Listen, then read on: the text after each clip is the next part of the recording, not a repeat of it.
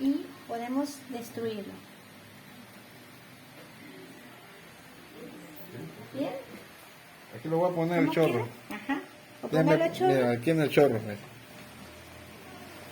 Eso hace el ozono cuando no es compatible, lo que yo dije en la conferencia, que tiene que ser un material compatible, porque si no se destruye. Y esto suelta talactos y es malo para el paciente. Claro que ese es el guante, pero cuando hacemos autohemoterapia mayor, se necesita una bolsa de silicón, se necesita una que no sea de látex, pero generalmente silicón o vidrio, que es con lo que es compatible el ozono, ¿verdad? Doctora, ¿y ese tipo de daño que está ocasionando aquí en el ¿Al guante, látex? eso también lo puede ocasionar en En el organismo? en el organismo, no. Solamente lo que pasa es que diluye porque no es resistente al ozono, que es un poquito irritante. Lo único que puede hacer daño al organismo es precisamente inhalarlo, como en este caso, si estamos sacando el oxígeno aquí, el oxígeno ozonoterapia, que es una mezcla de oxígeno con ozono. Entonces esto, si se llega a estar en el área cerrada, sí es irritante para las vías respiratorias, pero por eso precisamente se va a dosificar de acuerdo a la cantidad de la jeringa con la concentración que nosotros tenemos de ozono para cada tipo de paciente, con los grados que el ozono nos va a dar con este equipo para ver la concentración del ozono que va a salir por aquí. Y en este caso el aparato tiene un destructor, precisamente para el que no se use, se está destruyendo y no viaje a la intemperie al exterior, ¿verdad? Ese es el regulador que va a ser el flujo que pasa por ese oxígeno, sale el oxígeno, entra al aparato ozono, hace una dispersión de moléculas, se forma O3, que es el ozono, y entonces sale para poderlo dispensar a través de esta jeringa, y nosotros podemos utilizar las sondas para que sean vía rectal, que tiene cierto calibre, que es, si ustedes ven, es de 14 French o 16 French, así nosotros lo medimos los médicos, que son sondas estas de aspiración, pero nos sirven, que es lo que tenemos en México, no son siliconadas, pero es muy poco el contacto que tiene por la rapidez de ponerla en el cuerpo humano, y introducimos 10 centímetros de la sonda en vía rectal, y por supuesto que vamos a agregarlo, vamos a conectarlo con esta jeringa ya cargada de ozono, y entonces vamos a hacer la insuflación rectal. Entonces, si se fijan, esta sondita es mucho más delgada que un supositorio, entonces no duele para nada.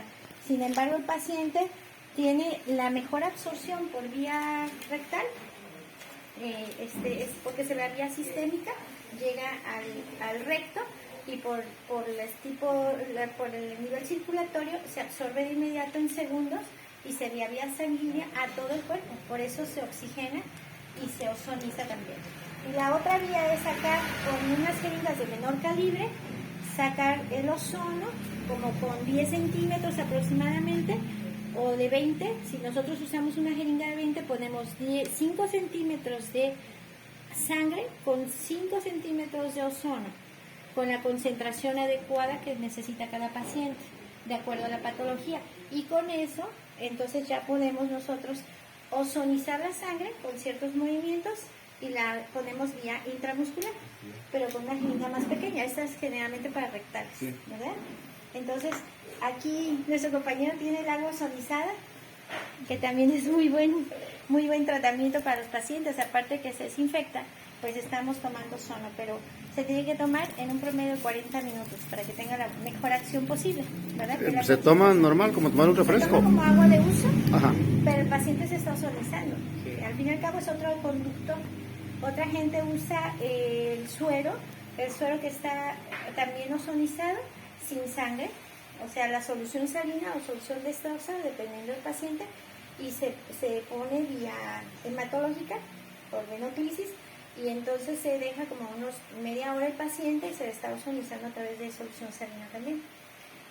En los casos de que nosotros hacemos la autohemoterapia mayor, hacemos una autotransfusión con el propio paciente, con más o menos una dosificación de 150, 100, 110 mililitros, dependiendo del peso del paciente. Ozonizamos precisamente con este tipo de aparatos, y entonces retornamos su sangre, hacemos la autotransfusión y el paciente se vuelve ozonizar. Entonces, y sirve para una infinidad de enfermedades. Las terapias se pueden combinar, ¿verdad? Con la autotransfusión, con la autohemoterapia menor, que es inyectada como autovacuna, que nosotros le llamamos, o vía rectal, y ambas se pueden combinar, o vía tópica, como aquí estamos tratando de que creo que la gelatina le va a dar buen resultado. ¿Cualquiera puede consumir este producto? Cualquiera. De Sí. hecho, sería recomendable, pero como tenemos todavía mucha falta de educación en los beneficios del ozono, y aquí lo está haciendo muy bien Miguel, que creo que es un ejemplo a seguir, por aquí en Alvarado, Veracruz, ¿verdad? Sí. Él está haciendo todo lo posible, vamos a tratar de que tengamos los testimonios con él, y que la gente sepa que esto, aparte de desinfectar el agua, puede dar un buen tratamiento de ozono sin sustituir lo que acabamos de decir con las dosificaciones adecuadas. Pero esto es una parte pequeña de dosificación de ozono que sí nos sirve para que el paciente pues desinfecte la garganta o que tenga mejor digestión, activa un poquito. Pero es una buena ayuda también, es una alternativa también de otro tipo de aplicación de ozono. Para aplicar el ozono, el paciente tiene que estar sometido a un tratamiento previo o se diagnostica o qué hace el paciente. Nosotros cuando llega un paciente, hay pacientes que llegan con su previo diagnóstico ya enviado por los propios colegas. Dice, por ejemplo, tiene una artritis reumatoidea, o tiene lupus eritematoso, o tiene psoriasis X tipo de enfermedad, y recordar que hay 275 enfermedades que la ozonoterapia puede ser complementario en muchos tratamientos, que son muy interesantes, y entonces cuando el paciente ya nos llega con un previo diagnóstico, lo constatamos que sea así, y entonces nosotros damos la dosificación y el tipo de terapia sola o combinada en ozonoterapia que pudieran aplicarse. Cuando llega un paciente por sí mismo a la clínica, entonces yo los diagnostico como médico que soy, y entonces doy la dosificación de acuerdo, y si lo combinamos con la nutrición que hago, pues bueno, qué mejor le va al paciente. Si un servidor como paciente entra en una etapa inicial de X enfermedad o un avance medio o tal vez hasta una fase casi terminal, ¿sí se puede tratar con el ozono o no? Por supuesto que sí. Nosotros en principio sabemos o somos muy partidarios de la medicina preventiva, pero cuando llega ya en el rubro o en el tema del ozono, el paciente puede utilizarlo cuando apenas va a iniciar. Por ejemplo, ahorita que estamos en pandemia, podemos utilizar, como bien Miguel lo hace, de manera preventiva. Intra-COVID, que es la manera intervencionista del ozono, o en post-COVID, cuando los pacientes llegan a tener fibrosis pulmonar y o secuelas, o el síndrome post-COVID que ya fue declarado por la Organización Mundial de la Salud. Entonces ese síndrome post-COVID es tratado también con ozono para que no haya tantas secuelas en el organismo que deja el COVID. Eso lo estamos hablando ahorita que es pandemia.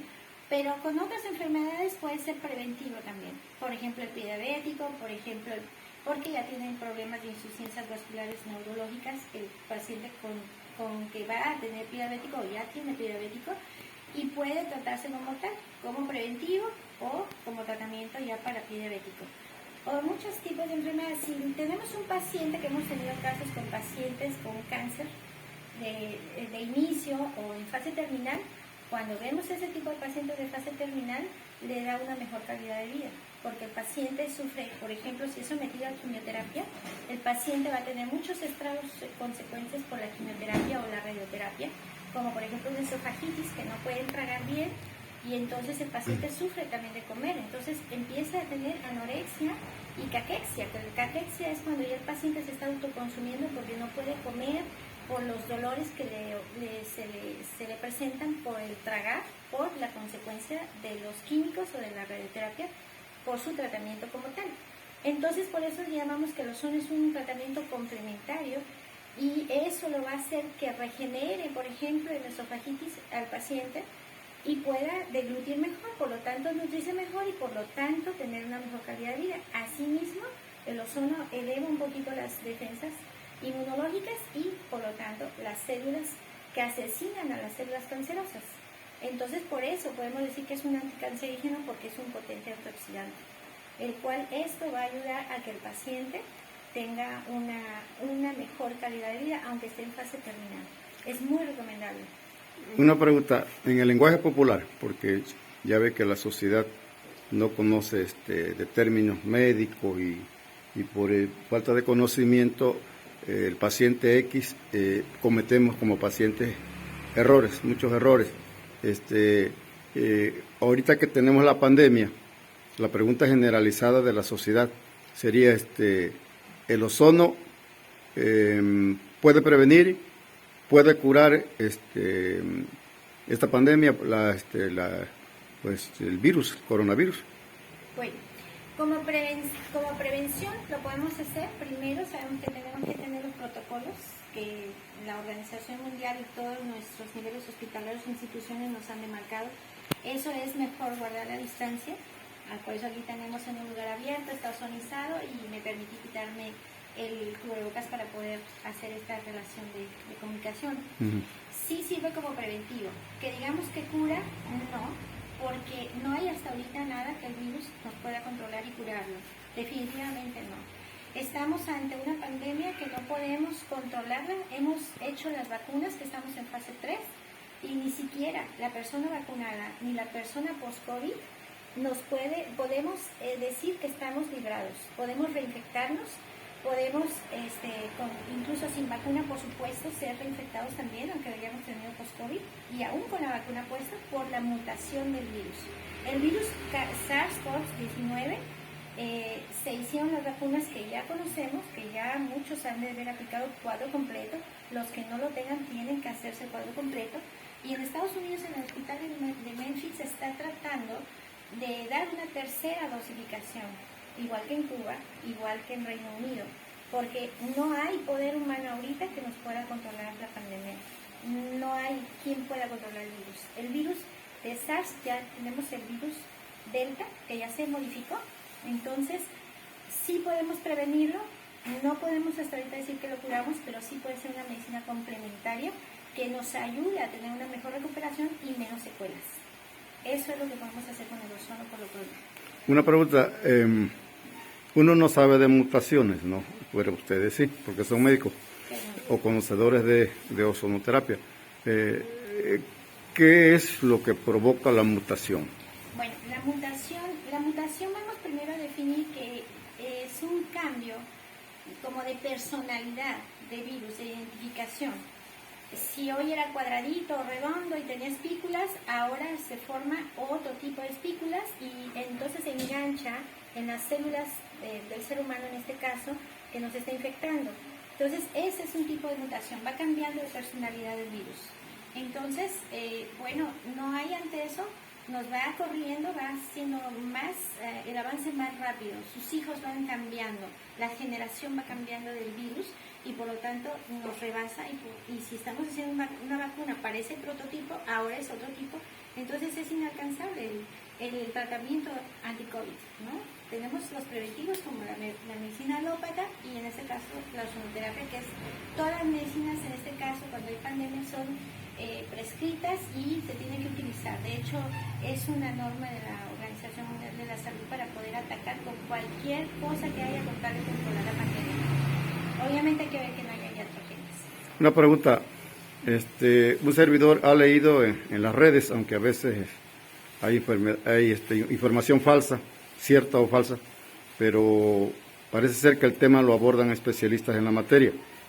Es cierto que hay organismos en el mundo, en América Latina, en Europa, África, Asia, Australia, ya los 5 continentes de la Tierra, ¿no?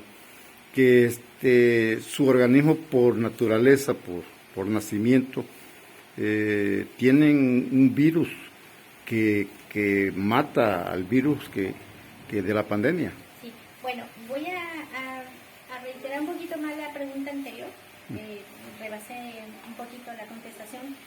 El virus se puede mutar por el medio ambiente que hay, por el huésped, como ya hemos visto en el caso del dengue. No, era una enfermedad muy anterior que era exclusivamente tropical y ahora lo vemos, por ejemplo, en Ciudad de México, lo vemos en lugares fríos. ¿Por qué? Porque precisamente la afectación que tenemos con el calentamiento global y tanta red de comunicación que hay en los transportes ha cambiado el origen, ya se han vuelto más resistentes los mosquitos que eran tropicales ahora al frío y se han vuelto un hábitat para ellos. Entonces, así mismo pasan con el virus. Ha ido adaptándose a ciertas zonas cuando, por ejemplo, empezó en Wuhan, China, y se fue transmitiendo a través de los medios de transportación que hemos tenido y del huésped. Entonces, depende mucho de qué huésped sea apto para entrar el virus y entonces se propague. Esa es la forma en que el virus se va mutando de acuerdo a la raza, a la etnia y al medio ambiente. Entonces se propicia, es apto y por eso se transmite y de manera muy rápida. ¿Y la otra pregunta? Sí, le pregunto que si es cierto o falso que hay organismos que por su naturaleza traen una especie, entre comillas, como de antivirus, como que el coronavirus entra a su organismo y dentro de su organismo tienen un antivirus, o sea, natural, un virus que mata al virus que ahora tenemos y que nos está afectando a todos. Bueno, el ser humano o cualquier ser vivo como tal va a depender mucho de su respuesta inmunológica, qué tanto está defendido o qué tanto sus células asesinas están aptas y despiertas para poder atacar, lo hablo en transmisión coloquial. Entonces, yo recomiendo que estén bien nutridos, que estén bien dormidos, que duerman las horas adecuadas, que no estén tan estresados para que nosotros podamos tener un sistema inmunológico fuerte.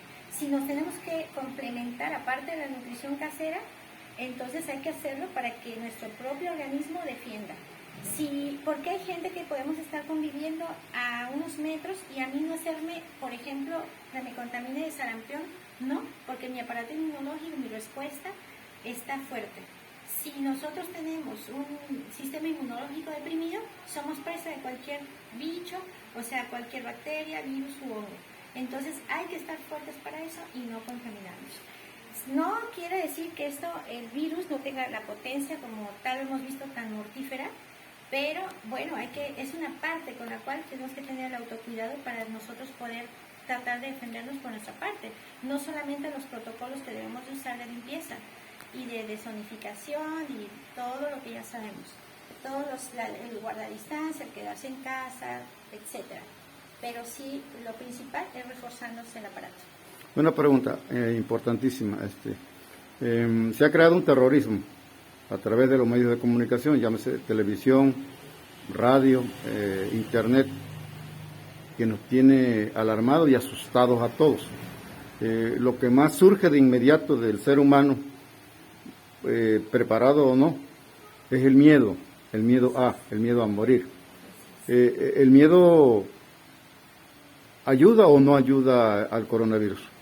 Bueno, perjudica, así como usted lo dice, es también un inmunosupresor, pero aparte también evitarnos de hacer malos comentarios, informarnos mejor, tener mejor educación en la salud, que los institutos también insistan a las personas que nosotros como mexicanos somos muy fiesteros, pero hay que guardarnos un poquito en casa, hay que tomar las zonas las zonas que son abiertas, por ejemplo, tomar todos los protocolos, pero igual no incitar al miedo a la gente, el terrorismo como yo lo dice, y igual no tener esa psicosis propia, porque entonces las defensas nos van a bajar, de que nos hemos vuelto con tanta psicosis de que tenemos que lavarnos solamente las manos, tenemos que hacer todo de manera estricta. Vamos a aprender a convivir con el coronavirus y con sus mutantes. Es una forma, ya llegó y se queda. No hay de que desinfectemos todo el mundo y se pueda ir. No, esto va a seguir, pero depende de nosotros que tengamos las medidas precautorias y aparte un sistema inmunológico fuerte. Y eso ya dijimos cómo lo hacemos, con la nutrición, el bien dormir, los buenos hábitos de vida. Doctora, una última pregunta, porque gracias por ilustrarnos, ¿no? Porque las lagunas que tiene uno en la mente pues quedan ya despejadas. Una última pregunta, ¿sí hay la esperanza de que este coronavirus llegue a desaparecer o no? No hay esperanza, se va a controlar y vamos a hacer una convivencia como lo ha sido con otros tipos de enfermedades, por ejemplo el sarampión, la polio, la viruela. Y en el caso del coronavirus esperemos que se pueda dejar de mutar si nosotros nos guardamos. Entonces vamos a controlar a que la pandemia desaparezca el número de contagios, más no el virus. De nosotros depende mucho, del ser humano depende mucho el autocuidado, ya lo comentamos. No va a desaparecer, es un virus que vamos a convivir con él, que tenemos que aprender a controlarlo si nosotros tomamos las medidas. No desaparece. Hay que evitar que mute. Si nosotros continuamos haciendo lo inadecuado, va a seguir mutando, se va a seguir incontrolable y la pandemia se va a seguir extendiendo en tiempo. Una segunda interrogación. Uno se pregunta, se cuestiona, y a veces la respuesta viene, pero entre creer y no creer. ¿El virus fue creado o surge del organismo, como se habla de que surgió en Wuhan, allá en China, de los monos, de que se comió carne de eso, carne de este otro? Pero pues ahí está la duda, la incertidumbre en el aire, ¿no? Sí, muchos han dicho que es una guerra biológica. Como tal, no se ha demostrado como tal, pero sí creemos nosotros los médicos que el hecho de estar haciendo convivencia con otros organismos, podemos ser, como ya dije, huésped de ellos. ¿Qué pasó? Que el virus, si viene del consumo del vampiro, entonces es un animal que tenía sus propios microorganismos. Se come crudo, es la historia, y entonces el virus se adapta y contagia al cuerpo humano, y es con eso con que se vuelve huésped y entonces viene a diseminarse con otros, porque es un virus desconocido de la flora normal o probiótica o de los virus que han existido, y entonces se va contagiando. Igual pasó con el virus del SIDA. Entonces son transmitidos por otros seres vivos que no son humanos, que en este caso fueron animales, y entonces se halló como huésped y se hizo su nueva forma de vida, y así mismo fue el hábitat y se fue contagiando. Entonces, como tal, no fue creado, no es un chip, no es no es algo hecho en laboratorio. Ese fue un huésped de un ser vivo, que fue un animal, a un ser humano, y de ahí se propagó. Esa es la respuesta. Muchas gracias, doctora Claudia Godínez Gutiérrez, profesional en la materia de ozonoterapia, y gracias por orientarnos sobre el tema del coronavirus, explicarnos en general lo de ozonoterapia, lo que cura, lo que no cura, y por qué todos debemos recurrir a aprovechar los beneficios de la ozonoterapia. Gracias por esas orientaciones, porque la verdad que el tema, sí, ya se habla mucho del tema, pero a veces uno necesita especificaciones y conocer más y saber que tenemos un gran remedio en la ozonoterapia, en todos los niveles sociales, de niños, adolescentes y adultos. Gracias, muchas gracias.